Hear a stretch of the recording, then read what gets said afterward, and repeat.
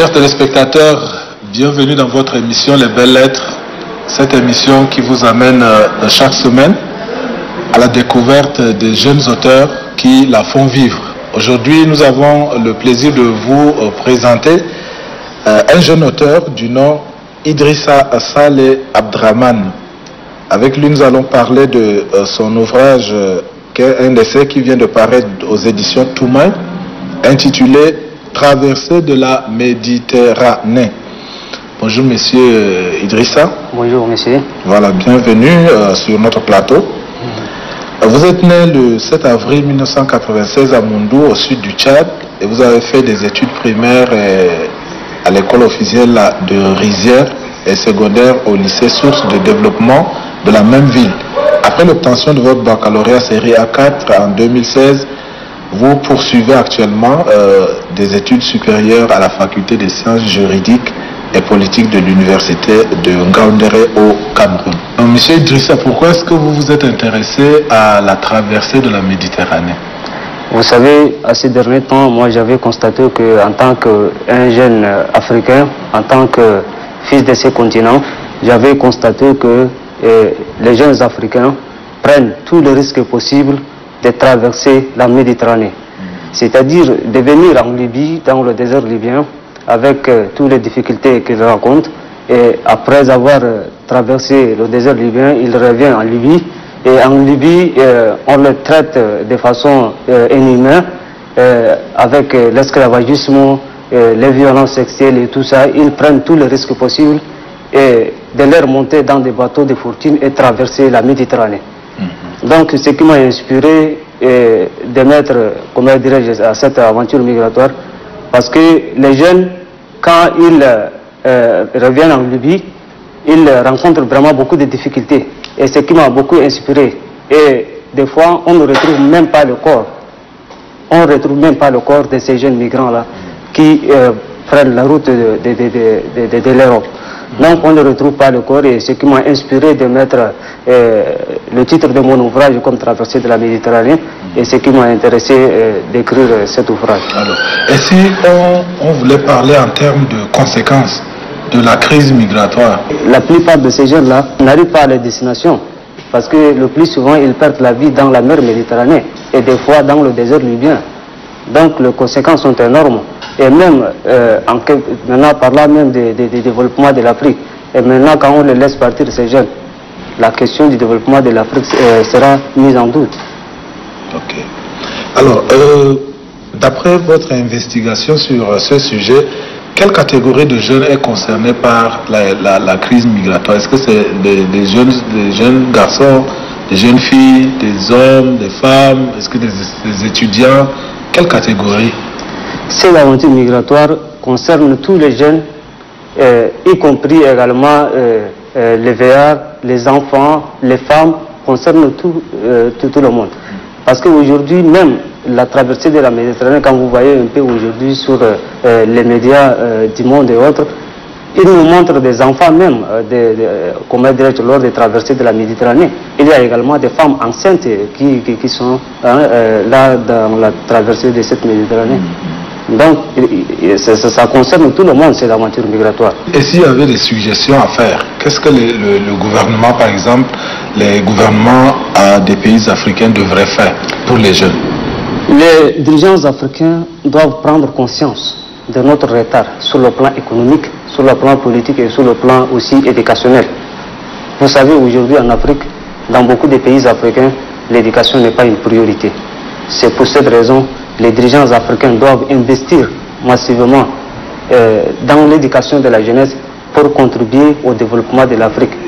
Parce que, comme le disait Nelson Mandela, l'éducation est l'arme la plus puissante pour le développement d'un pays. Et alors aujourd'hui en Afrique, ce n'est plus le cas. L'éducation n'est pas une priorité aujourd'hui en Afrique.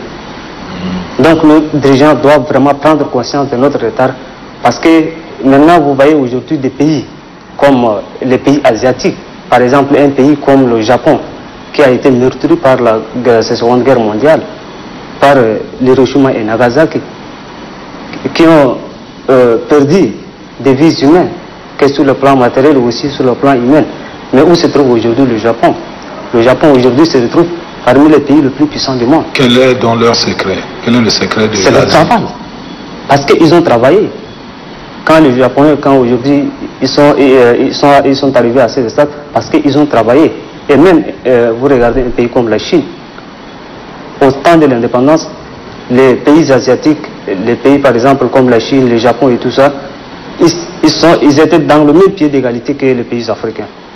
Mais aujourd'hui, où se trouvent ces pays-là, ces puissances? Donc, nous devons se mettre au travail pour amorcer le développement de l'Afrique. Alors, vous parlez quelque part dans votre livre de colonisation monétaire et d'indépendance monétaire. Est-ce que vous êtes de ceux qui sont, entre guillemets, contre le franc CFA? Est-ce que le problème des États africains, c'est vraiment la monnaie? Bon, pour répondre à votre question, moi je suis contre la question des francs CFA, la question monétaire et tout ça. Parce que vous savez, aujourd'hui, la question des francs CFA, quand on prend l'Afrique francophone d'une manière générale, la Banque centrale se retrouve en France. Donc, les pays africains, et surtout les pays francophones, ne bénéficient pas de cette monnaie. Et cette monnaie est un handicap pour l'Afrique. Cette monnaie, parce que ça ne nous avantage pas. Ça ne nous avantage pas, cette monnaie. Et on ne peut pas également dire que le problème de l'Afrique, c'est seulement la question monétaire. Non. Le problème de l'Afrique aujourd'hui, c'est un problème de conscience. Vous voyez un peu?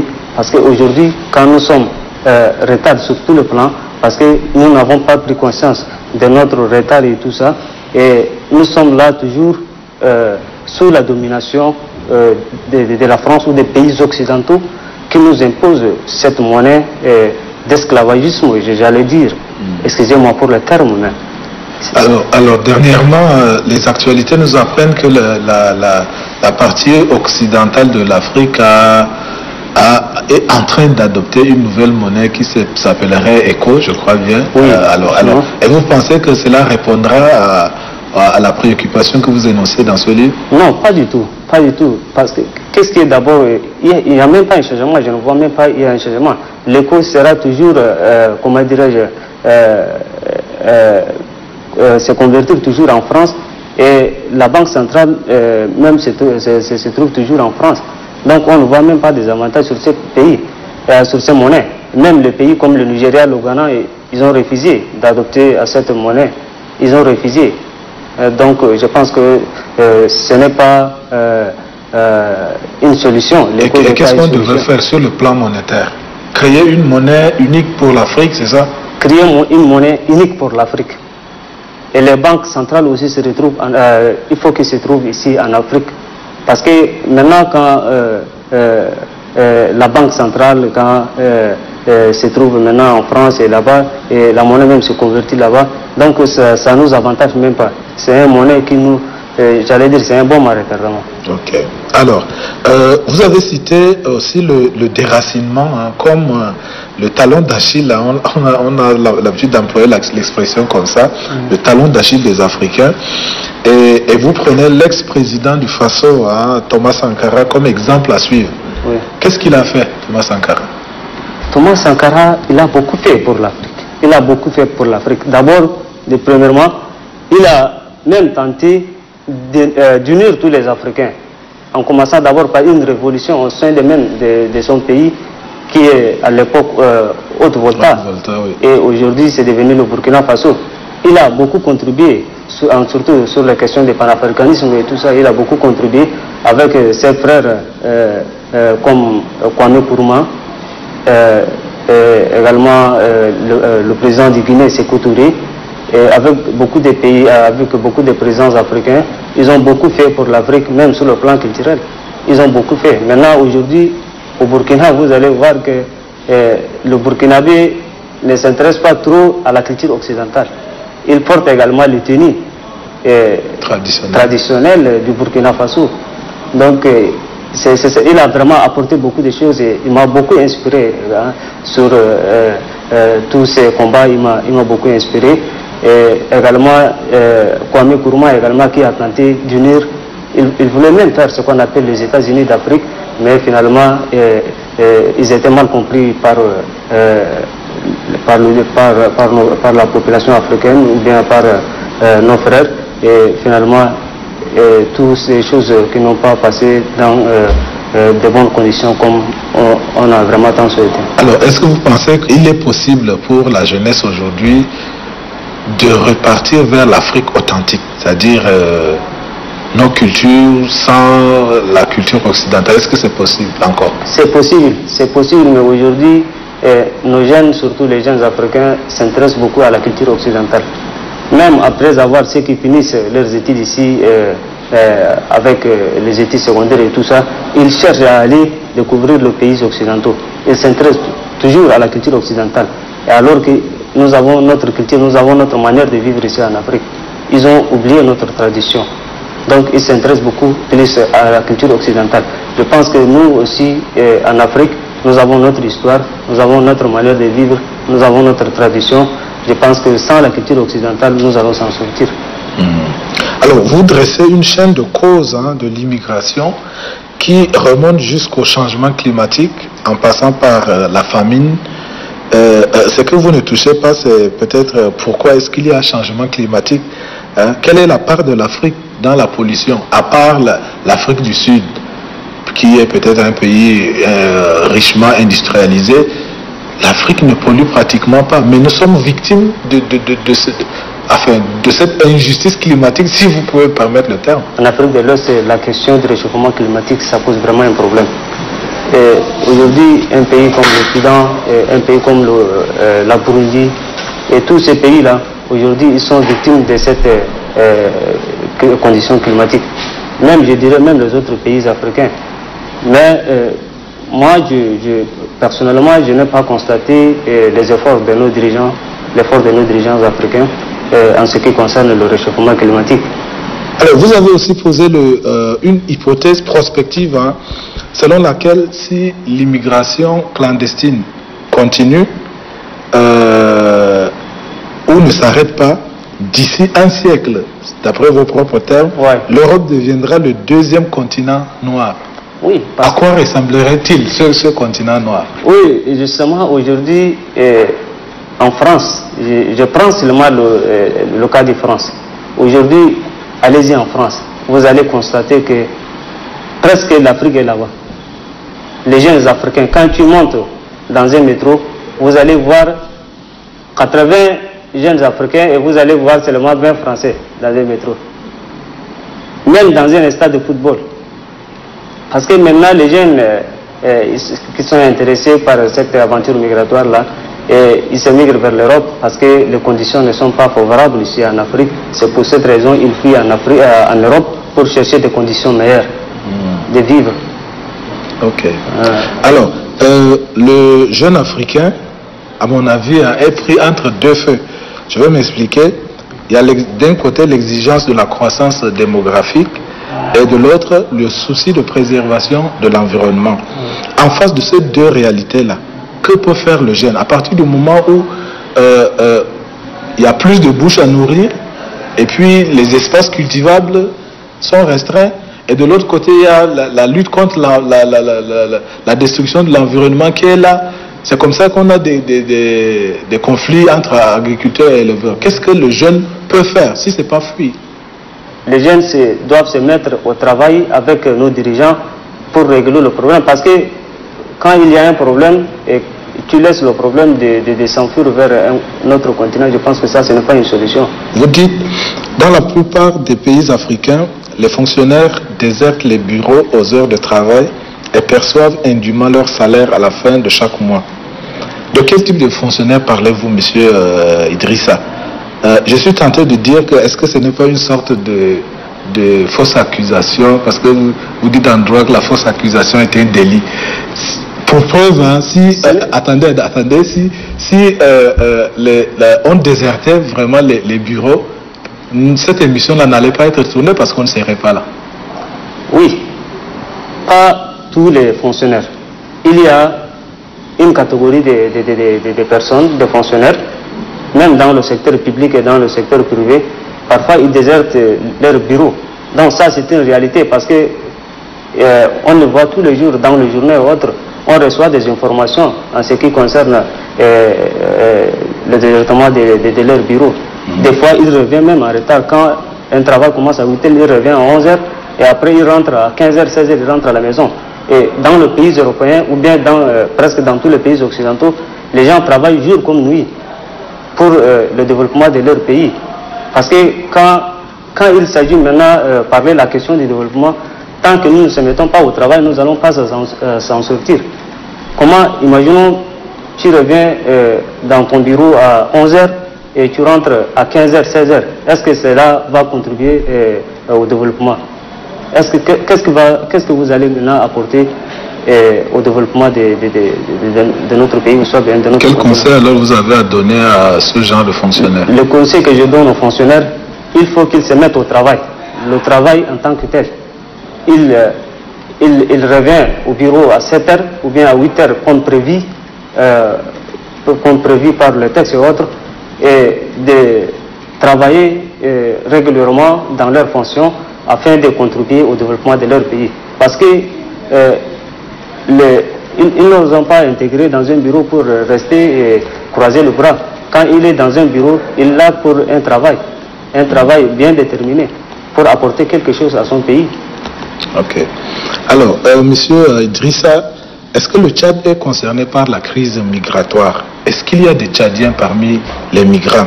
Quel est leur nombre? Est-ce que vous avez une idée? Je n'ai pas un nombre exact, mais il y a des Tchadiens. Il y a plein de Tchadiens qui sont dans cette aventure migratoire-là. Je connais des gens même qui ont traversé la mer Méditerranée. Nos frères Tchadiens même, ils ont traversé la Méditerranée. Il y a d'autres qui ont également perdu la vie dans la mer Méditerranée. Je connais même un des proches qui a perdu la vie en mer Méditerranée. Et tout récemment, j'ai rencontré un jeune Tchadien au Cameroun, plus précisément à Yaoundé. Il m'avait dit que voilà, lui aussi, il était en Italie, en Europe. Il a passé par la migration, par cette aventure migratoire-là. Il était arrivé en Italie et après avoir séjourné en Italie, et il a fait quelques mois là-bas. Il s'est expulsé également, ils l'ont expulsé vers le Tchad. Et après, maintenant, il continue ses études à l'université de Yaoundé, Ngoa et Kélé.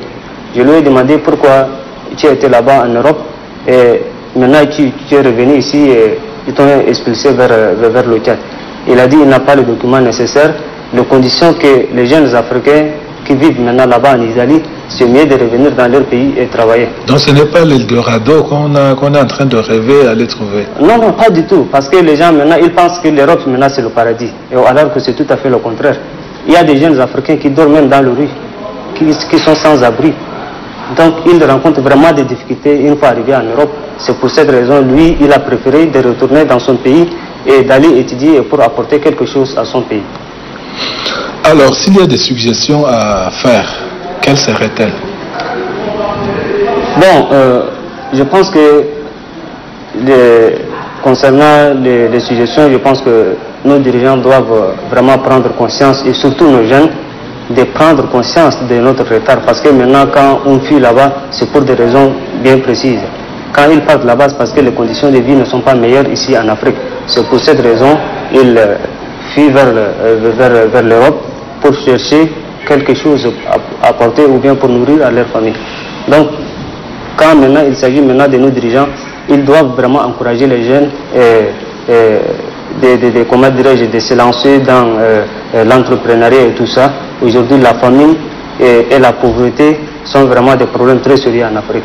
C'est pour cette raison, s'il y a des chômages et la pauvreté, les jeunes ne s'arrêteront jamais de fuir vers l'Europe. Donc c'est pour cette raison que nous devons encourager ces jeunes-là. Parce que vous savez, aujourd'hui, l'Afrique a une population la plus jeune au monde.